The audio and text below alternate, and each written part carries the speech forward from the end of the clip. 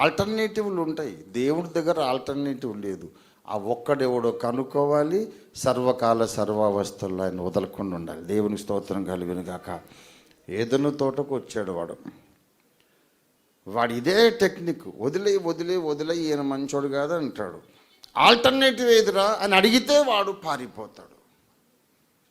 హవ్వమ్మ దగ్గరికి వచ్చి ఏమన్నాడు తెలుసా? మీరు చచ్చిపోతారని దేవుడు మీకు అబద్ధం చెప్పాడు, మీరు సావనే సావరు. ఆ చెట్టు ఎంత అందంగా ఉందో చూడు, రమ్యముగా కండులకు అందమైనదిగా ఉన్నది. ఇంత అందమైన చెట్టు తింటే ఎలా చచ్చిపోతారు? చంపే విషం అయితే అంత సుందరంగా ఎందుకు ఉంది? అందంగా ఉందిగా, అది నీకు చావుకు కారణం కావడానికి అవకాశం లేదు. It's so beautiful, it cannot kill you. But దేవుడు చెప్పాడుగా, దేవుడు అబద్ధం చెప్పాడు. మీరు చావనే చావరు, మీరు ఇంకా దేవతలైపోతారు. మీరు దేవతలు కావడం దేవుడికి ఇష్టం లేక తినొద్దని బెదిరించాడు. ఇది సైతాను వాదం, సరేనా?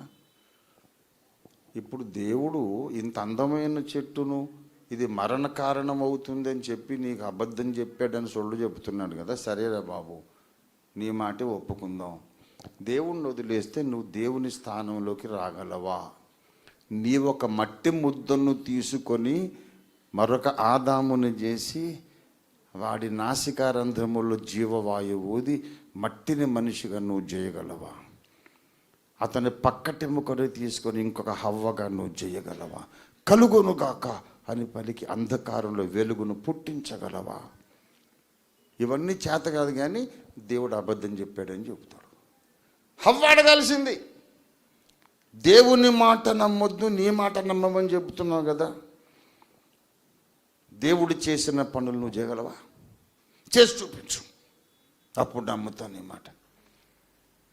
కలుగును గాక అని వెలుగును కలిగించు, కలుగును గాక అని మట్టిలో నుండి జీవరాశుని కలిగించు. మట్టితో బొమ్మను చేసి ప్రాణం పోయి అప్పుడు నమ్ముతా అనాల్సింది. ఆల్టర్నేటివ్ ఏది అని అడగకుండానే చెప్పుడు మాటలు వింటే నువ్వు పాడైపోతావు. ఇది great lesson of the day. Moshe ఉన్నాడు, ఏమండి? కోరహు, దాతాన్, అబీరాములు మోషే మీద తిరుగుబాటు చేశారు. మీరెందుకు దేవుని సమాజం మీద హెచ్చించుకుంటున్నారు? ఈ సమాజంలో అందరూ పరిశుద్ధులే, మీరేం గ్రేట్ కాదు అని అంటాడు. సరే, ఇప్పుడు మోషే అహంకార్య, హెచ్చించుకుంటున్నాడా, మంచోడు కాదా? ఈ పాయింట్ పక్కన పెట్టు. ఒరే, ఐగుప్తు దాస్యములో ఇశ్రాయేలు సమాజం రగ్గుతున్నప్పుడు ఫరో దగ్గరికి నువ్వెందుకు వెళ్ళి నా ప్రజలను పోనీయమని ఎందుకు అడగలేకపోయావు? ఎర్ర సముద్రం దగ్గర కర్రను చాపి నీవెందుకు ఎర్ర సముద్రాన్ని చీల్చలేకపోయావు? సీనాయి కొండెక్కి ధర్మశాస్త్రం ఎందుకు తేలేకపోయావు? అవన్నీ చేత కాదు, కానీ ఈ మోషే రైట్ లీడర్ కాదంటాడు. దావీదు ఆయన మంచోడు కాదు సార్, బత్షెబ అది అని చెప్తారు. సరే పోయి దావీదుని తీసేద్దాం. దావీదు 150 కీర్తనలు దాదాపు 120-130 వరకు ఆయనే రాశాడు. ప్రవక్త, దీర్ఘదర్శి. దావీదు బత్షెబ దగ్గరికి పోయాడు, అది ఇదనే సొల్లు మాట్లాడుతున్నావు కదా. గొలియాతు మీదకు నువ్వెందుకు పోలేదురా? అప్పుడు వీడు మగోడు కాదు, రాడు.